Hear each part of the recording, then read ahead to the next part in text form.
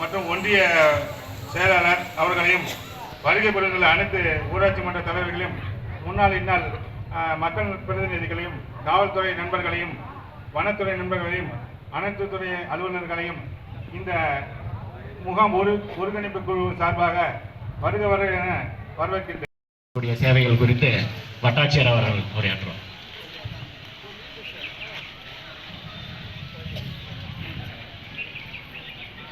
பெரும்பாலும்பட்டு ஊராட்சிக்கு மக்களுடன் முதல்வர் திட்ட முகாமில் தலைமையேற்று ஆலை வணக்கம். இன்னைக்கு மக்களுடன் முதல்வர்ல முகாம்ல வருவாய்த்துறை சார்பாக என்னென்ன மனுக்கள் நீங்க பெற்று பயனடையலாம் அப்படிங்கிறத பத்தி ஒரு விளக்கம் கூறவில்லை. துறை அலுவலர்களுக்கும் மற்றும் பொதுமக்களுக்கும் மின்சாரத்துறையின் சார்பாக எனது வணக்கங்களை தெரிவித்துக் கொள்கிறேன். தமிழ்நாடு மின்சாரத்துறையின் சார்பாக இன்று நீங்கள் புதிய வீடு மற்றும் கடைகளுக்கான விண்ணப்பங்கள் உடனடியாக இன்று பெறப்படுகின்றன.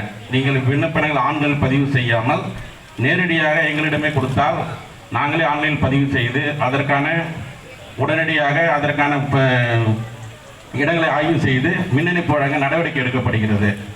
பெயர் மாற்றம் தொடர்பான விண்ணப்பங்கள் இன்று பெறப்படுகின்றன. நீங்கள் பெயர் மாற்றங்களை இம்முகாமில் அளித்து பயன்பெறுமாறு மின்சாரத்துறையின் சார்பாக கேட்டுக்கொள்ளப்படுகிறது. நன்றி, வணக்கம். திட்டத்தொகை 1.5 லட்சம். இது 50% மானியம் கொடுக்குறோம். மீதி இதை நீங்கள் லோனாக கன்வெர்ட் பண்ணிக்கலாம் பேங்க்லேருந்து. அடுத்தது சிஎம் அரைஸ். ஆதிதிராவிடர் மற்றும் பழங்குடியினருக்கான சமூக பொருளாதார மேம்பாட்டு திட்டம். இந்த திட்டத்தில் திட்டத்தொகை 10 லட்சம், மானியமாக 35% அதிகமாக கொடுக்குறோம். இதில் நீங்கள் என்னென்ன தொழிலெலாம் செய்து பயனடலானாக்கா, மளிகை கடை வைக்கிறது, ஹோட்டல் வைக்கிறது, டீ கடை வைக்கிறது, அப்புறம் வண்டியில் காய்கறி வச்சு விற்பனை பண்ணுறது, அப்புறம் தள்ளுவண்டியில் ஈகார்ட் கிச்சன் செட் அப்படின்ற ஒரு ப்ராஜெக்ட் மூலமாக நீங்கள் ஹோட்டல் பிஸ்னஸ் பண்ணுறது, இந்த மாதிரி தொழில்கள்லாம் செய்து நீங்கள் அது மூலமாக பயனடைஞ்சிக்கலாம். அதுக்கப்புறம் மகளிருக்கான சுய உதவிக்குழு மூலமாக நாங்கள் மானியம் கொடுத்து அவங்களுக்கான எக்கனாமிக் அசிஸ்டன்ஸ் நாங்கள் சப்போர்ட் பண்ணுறோம்.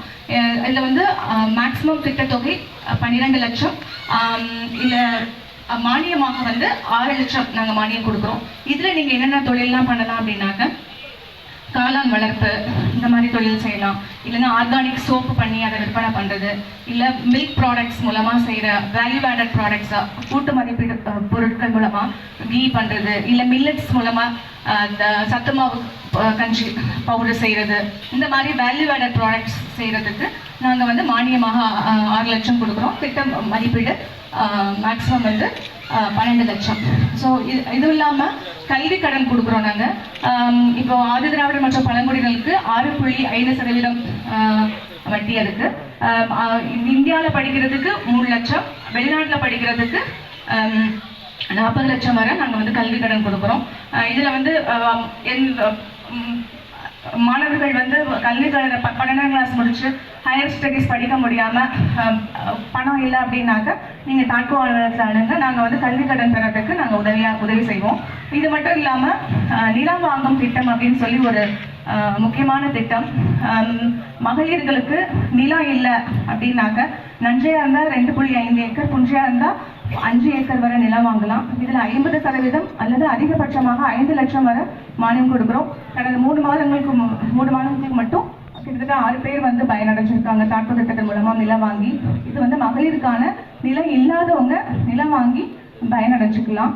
அடுத்ததாக தூய்மை பணியாளர்கள் நல வாரியத்தின் மூலமாக மஞ்சள் அட்டை நாங்கள் கொடுத்துட்டு இருக்கோம். இந்த மஞ்சள் அட்டை கொடுக்கறது மூலமாக அவங்களுக்கு சில பெனிஃபிட்ஸ்லாம் இருக்குது. என்னென்ன பெனிஃபிட்ஸ்னால், பிள்ளைங்க படிக்கிறதுக்கு 10th 11th 12th தென் ஐடிஐ படிக்கிறாங்க, காலேஜ் படிக்கிறாங்கன்னா அவங்களுக்கு கல்வி உதவி தொகை கொடுக்குறோம். அப்புறம் பணியிடத்தில் மரணம் ஏற்படுதுன்னா 1 லட்சம் கொடுக்குறோம். இயற்கை மரணம்னா 20,000 கொடுக்குறோம். ஈமச்சடங்குக்கு 5,000 கொடுக்குறோம். ஸோ இந்த மாதிரி பெனிஃபிட்ஸ் தான் இருக்குது. நிறைய பேர் எல்லோ கார்டு வாங்கி வச்சுட்டு இருக்காங்க, பட் அதுக்கான பெனிஃபிட்ஸ்லாம் யூஸ் பண்ண மாட்டாங்க. அதெல்லாம் இனி வர காலங்களில் அதெல்லாம் வாங்கி பயனடைஞ்சுக்கணும் கேட்டுக்கிறேன். வாய்ப்பளித்த டிஸ்ட்ரிக்ட் அட்மினிஸ்ட்ரேஷன் அனைவருக்கும் நன்றி தெரிவித்துக் கொள்கிறேன். நன்றி. நீட்டுக்கு உட்காந்துருக்க லேப்டாப்பெல்லாம் வச்சு நீ கொடுக்குற மனுவெல்லாம் பதிவு பண்ணிப்பாங்க. இது இன்னைக்கு நைட்டு 10 ஆனாலும் 11ஆம் நாளும் முடித்து மாவட்ட ஆட்சித்தலைவர் அலுவலகத்துக்கு செல்லும். அடுத்தது முதலமைச்சராக இருக்கின்ற தலைமைச் செயலகம் சென்னைக்கும் அனுப்பப்படும். இல்லை எதையெல்லாம் செய்து தர முடியுமோ அதை உடனுக்குடன் செய்து தருவார்கள். கொஞ்சம் காலதாமதமாக ஆகி செய்யக்கூடிய காரியங்களை செய்து தருவார்கள். இது நடக்காது என்று சொன்னால் அது நடக்காது என்று பதில் அளித்து விடுவார்கள். ஆகவே நீங்கள் கொடுக்கின்ற மனுக்களில் உங்கள் ஊர் அவசியம் இருக்க வேண்டும். அதில் நம்மளுடைய செல்போன் நம்பர் கரெக்டாக 10 நம்பர்னா 10 நம்பர் அதில் இருக்கணும். அவசரத்தில் 9 நம்பர் போட்டு ஒரு நம்பர் விட்டுட்டே உன்னை கூப்பிட முடியாது. அதனால உங்களுக்கு நீங்கள் யார் மனு கொடுக்குறியோ அவங்களுக்கு நம்பர் இல்லைனாலும் உங்கள் குடும்பத்தில் யார் நம்பர் வச்சுருக்காங்களோ அவங்க நம்பரை குறித்து கரெக்டாக கொடுத்தா அவங்கள்ட்டே சொல்லிடணும். நான் இந்த மாதிரி மனு கொடுத்துருக்குறேன், உன் செல் நம்பரை தான் கொடுத்துருக்குறேன் அப்படின்னு சொல்லணும். அந்த மாதிரி நிகழ்வுகளை முதலமைச்சர் அவர்கள் இந்த அதிகாரி பெருமக்களை எல்லாம் 15 துறை அதிகாரிகள் இங்கே வந்தாங்க. இன்னும் 1-2 தோட்டக்கலை விவசாயத்துறையை தவிர எல்லாம் ரெடியாக இருந்தாங்க பேசுறதுக்கு. இருந்தாலும் நான் பேசிய பிறகு அவர்கள் உங்களிடம் கருத்துக்களை சொன்ன பிறகு மனுக்களை வாங்குவார். ஆகவே எல்லா துறை அலுவலர்களும் விளக்கமாக தெளிவாக உங்களுக்கு என்னென்ன சொல்ல வேண்டுமோ அதையெல்லாம் சொல்லியிருக்கின்றார்கள். அதையெல்லாம் பயன்படுத்தி கொண்டு நீங்கள் பயன்படுத்திக் கொள்ள வேண்டும் என்று அன்போடு கேட்டுக்கொள்கின்றேன். நீங்கள் ஏதாவது ஒன்று வேணும்னா இப்போ மின்சாரத்துறையில் பேசினார். உங்கள் நேம் டிரான்ஸ்ஃபர் மாற்றணும் அப்படின்னு சொன்னாங்க. பேர் மாற்றணும்னா நிலம் வாங்கியிருப்பீங்க, நிலத்துக்குரிய பத்திரம் வந்திருக்கும், பட்டா மாறிவிடும். ஆனால் அந்த மோட்டார் சர்வீஸு மாறாது. அதுக்கு தனியாக அந்த வாரியத்தில் போய் மின்சார வாரியத்தில் கொடுத்தா தான் மாற்றுவாங்க. அதே மாதிரி வீடு வாங்கியிருப்பீங்க, அடுத்தவங்கள்ட்ட வீட்டு பத்திரம் வந்துடும், கரைய பத்திரம் வந்துடும், ரீசார்ஜிலிருந்து பட்டாவும் மாற்றி கொடுத்துருவாங்க. ஆனால் அந்த வீட்டு சர்வீஸு யார் பேரில் இருந்துச்சோ வீட்டில் அவங்க பேர்லேயே இருக்கும். ஒரே உதாரணத்துக்கு இது மட்டும் சொல்லணும். அதை நீ கொடுக்கணுன்னாக்கா உங்கள் ஜேஇட்ட கொடுக்கணும். ஜேஇ ஏடிக்கு அனுப்புவார், ஏடி டிஇக்கு அனுப்புவார். அது அப்படியே செக்ஷனை சுற்றி வந்து 2 மாதம் ஆகும், 2.5 மாதம் ஆகும். அப்படி தானே? எனக்கே 3 மாதம் ஆச்சு. என் பேர் உதயசூரியன் எம்எல்ஏன்னு தெரியும். இருந்து எனக்கு வந்து 2.5 மாதம் ஆச்சு. அப்புறம் தான் நான் கூப்பிட்டு கேட்டேன், என்ன சார்? நான் இல்லை சார், இது ஒவ்வொரு டேபிளாக போயிட்டு வரும். அப்போ இது எவ்வளோ நாள் ஆகுறது அப்படின்ன பிறகு கொஞ்சம் சீக்கிரம் கொடுக்கறது அந்த முயற்சிகளை மேற்கொள்ள என்று சொன்னார். ஆனால் தேடி சென்ற காலத்தை மாற்றி மக்களை தேடி அதிகாரிகளே ஊருக்கு வர வைத்து உங்கள் கொடுக்கின்ற மனுக்களை வாங்கி செய்து கொடுக்கின்ற உன்னதமான திட்டத்தினை உருவாக்கி தந்தவர் தான் தமிழ்நாடு முதலமைச்சர் தளபதி என்பதை இந்த நேரத்தில் தெரிவித்து நம்முடைய ஊரின் சார்பிலும் தொகுதியின் சார்பிலும் முதலமைச்சர் அவர்களுக்கு நன்றி சொல்ல கடமைப்பட்டிருக்கின்றேன். இப்போ அமெரிக்காவில் இருக்காரு. 3 நாளைக்கு முன்னே தான் போய் வணக்கம் வச்சு வாழ்த்து சொல்லி அனுப்பிட்டு வந்தோம். இப்போ அமெரிக்காவில் இருக்கார். இன்னும் 14 நாள் அங்கே தான் இருப்பார். தொழிற்சாலைகளை இங்கே கொண்டு வர வேண்டும். படித்த இளைஞர்கள் வேலை வாய்ப்பு கிடைக்க வேண்டும் என்பதற்காக, தொழில்களை முன்னுக்கு கொண்டு வர என்பதற்காகத்தான் தொழில்முறை ஒப்பந்தமாக அமெரிக்காவுக்கு முதலமைச்சர் அவர்கள் சென்றிருக்கின்றார். இங்கே பேசுகின்ற போது டாக்டர் தம்பி பேசினார் எல்லார். அதனால தான் நீ யார் என்னன்னு அவர் சொல்ல சொன்னேன். நீ இதே மாதிரி அந்த மலையில் ஒன்றிய செயலாளர் தலைவராக இருந்தவர் கிருஷ்ணன் இருக்காரு, சின்ன தம்பி இருக்கார். அந்த சின்ன தம்பி மகள் இன்னைக்கு எம்பிபிஎஸ் முடிச்சுட்டு ஆரம்ப சுகாதார நிலையத்தில் வேலைக்கு டாக்டராக வந்துட்டு அதே மூலமாக பிஜி கோர்ஸ் மார்க் கிடைச்சி இப்போ அது எம்டி இப்போ முடிக்க போகுது. இன்னும் 1 மாதமாக என்னமோ தான் இருக்குது. ஆனால் அரசாங்க வேலைக்கு எம்பிபிஎஸ் முடிச்சு போயிடுச்சு. இப்போ அதுக்கு திருப்பியும் அதே வேலையை கொடுத்துருவாங்க. ஒரு பாண்டு 1 வருஷம் வேலை செய்யணும், அவ்வளோதான். இப்போ வந்து படித்தாதான் இந்த மாதிரி வேலைக்கு போகிறதுக்கு வாய்ப்புகள் உண்டு. அதுதான் தாக்கோ எம்டி பேசுகின்ற போது, டிஎம் பேசுகின்ற போது விளக்கமாக படித்த பிள்ளைகளுக்கு எப்படியெல்லாம் உதவி செய்ய வேண்டும். அதே போல் நம்முடைய திட்ட அலுவலர் அவர்களும் என்னென்ன நிகழ்வுகள் இருக்கிறது என்பதை இங்கே தெளிவாக உங்களிடம் சொல்லியிருக்கின்றார்கள். ஆகவே பிள்ளைகளை நன்றாக படிக்க வைக்கின்ற போது நல்ல அந்தஸ்தான பதவிகளுக்கு போவதற்கு வாய்ப்புகள் இருக்கும் என்பதை மனதிலே வைத்துக் கொள்ள வேண்டும். இங்கே பேசுகின்ற போது சொன்னார், நான் கோமிய டேமில் இருக்கின்ற ஜிடிஆர் பள்ளியில் தான் படித்தேன். அதற்கு பிறகு என் தம்பி குமரன் மருந்தாளர் டிஃபார்மா பார்ட்டிசிஸ்டாக இருக்கும்போது எனக்கு உடம்பு சரியில்லாத போது நான் அவர்கிட்ட மாத்திரை வாங்கியிருக்கிறேன் அப்படின்னு சொன்ன தம்பி இன்னைக்கு டாக்டர் ஆகி அவருக்கு ஆயிரக்கணக்கான பேருக்கு மருந்து கொடுக்கறதுக்கு சீடு கொடுக்குற ஒரு மருத்துவர் இன்னைக்கு கிடைச்சிருக்காரு. இதுக்கெல்லாம் காரணம் ஜிடிஆர் ஸ்கூலில் கோமி டேமில் படித்தேன்னு சொன்னார். அப்போல்லாம் இந்த ஜாகிர்தார் தலைவர் உட்காந்துருக்காங்க. ஜாகிர்தார் அம்மா இந்த ஒரு 3 பாளையக்காரில் ஒரு பாளையக்காரர் இந்த ஒரு தலைவர் அம்மா தான். இவங்க வந்து அரிய கவுண்டரா குடும்ப கவுண்டர் ஜாகிர்தார். அதே போல படைய கவுண்டர், இன்னொருத்தர் வந்து படைய கவுண்டர், அரிய கவுண்டர், இவங்க குறும்பு கவுண்டர். 3 ஜாகிர்தார் தான் இந்த மலையை ஆண்டார்கள். அப்போது அந்த மலைக்கெல்லாம் பள்ளிக்கூடமும் கிடையாது, கரண்ட் வசதியும் கிடையாது, ரோடு வசதியும் கிடையாது. அதை போடணும்னா ஜாகிர்தார் அந்த துறை ஒப்புதல் கொடுத்தால்தான் இந்த நிகழ்வுகள் இருக்கும்.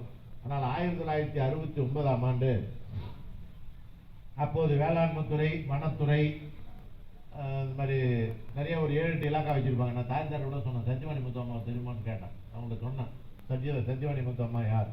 ஒரு ஆதி திராவிட சமுதாயத்தை சேர்ந்தவர், அறிஞர் அண்ணாவுடன் இயக்கத்துக்காக தன்னை அர்ப்பணித்துக் கொண்டவர். அண்ணா முதலமைச்சராக இருந்த போதும் அமைச்சரவையில் இருந்தார், கலைஞர் முதலமைச்சராக இருந்த போதும் அவர் அமைச்சராக இருந்தார். அவருடைய பெயரில் தான் சத்தியவாணி முத்தம்மையார் பெயரில் இந்த திட்டம் இருப்பது என்று இங்கே அதிகாரி பெருமக்கள் சொன்னார்கள். நான் தாய்தார்கிட்ட கேட்டேன், உங்களுக்கு தெரியுமாமான்னு கேட்டேன். அப்புறம் நான் அவங்கள்ட்ட விளக்கம் சொன்னேன். அப்போ அந்த ஜிபிஆர் ஸ்கூலை பார்க்கும்போது அப்போ கோவிந்தசாமி என்பவர் தான் இப்போ விழுப்புரத்தில் மணிமண்டபம் கட்டிட்டு இருக்காங்க. அவர் வன்னிய சமுதாயத்தை சார்ந்தவர். அவர் தான் வேளாண்மைத்துறை, வனத்துறை, கால்நடைத்துறை, நிறைய அறநிலைத்துறை, இது போன்ற துறையெல்லாம் 8 இலாக்காவை வைத்திருந்த அமைச்சர். எங்கள் அப்பா தான் அவரை கூட்டிகிட்டு வந்து ஒட்டியம், மாயம்பாடி, மல்லிகைப்பாடி கூட்டிகிட்டு போய் மல்லிகைப்பாடிலேருந்து உயரவா மலைக்கு போகலான்னு சொல்லும்போது, ஏன்டா எங்கெல்லாம் என்ன ஏற்றுறீங்க இந்த மலையில்? பள்ளிக்கூடம் கிடையாது, இந்த மலைவாழ் பழங்குடி பிள்ளைங்கள்லாம் படிக்கிறதுக்கு வாய்ப்பு இல்லை, இங்கே வா, இந்த பாரு, இங்கே வந்து பள்ளிக்கூடம் கட்டி கொடுக்கணும், உனக்கு பள்ளிக்கூடம் தானே தேவை, அது எதுக்கு எங்கெல்லாம் ஏற்றுற அப்படின்னு சொல்லி திருப்பி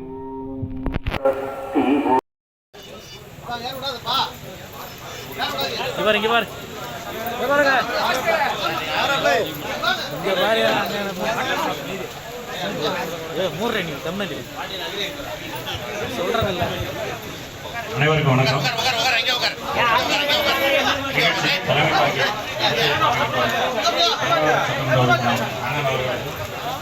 ஒன்றிய பெருந்தலைவர். அதே மாதிரி உங்களுக்கு இயற்கை பூச்சி விரட்டின்னு சொல்றோம், இயற்கை வேளாண்மை. அதாவது இன்றைக்கு வந்து தமிழக முதல்வர் அவர்கள் முடிஞ்ச வரைக்கும் நஞ்சில்லா உணவு சாப்பிட சொல்றாங்க, நஞ்சில்லா விவசாயம் பண்ண சொல்றாங்க. உங்களுக்கு தேவையான பூச்சி விரட்டி, அதாவது இந்த ஆடாதோடா, உங்களுக்கு வடக்கணந்தல் பண்ணையில் உங்களுக்கு தேவையான செடி வாங்கிக்கலாம். உங்களுக்கு தேவைன்னா எங்ககிட்டே சொல்லுங்கள், நாங்களே உங்களுக்கு கொண்டாந்து கொடுத்துட்றோம். என்ன எவ்வளோன்னு சொல்லிட்டு எங்கள் துறையில் அங்கே தான் உட்காந்துருக்கணும், நீங்கள் வந்து கொடுத்துருங்க, அவங்க மனு கொடுங்க, நாங்கள் உங்களுக்கு என்ன வேணுமோ எல்லாம் செஞ்சு கொடுக்குறோம். அதே நேரம் முதல்வரின் அப்படியே இருங்க, கொடுத்தவங்க இடம் கொடுங்க, ஒதுங்கி இடைவாங்க.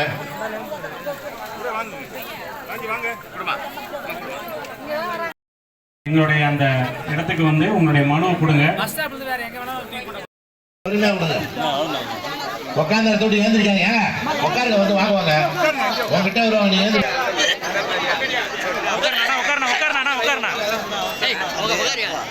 அவங்களே வருவாங்க.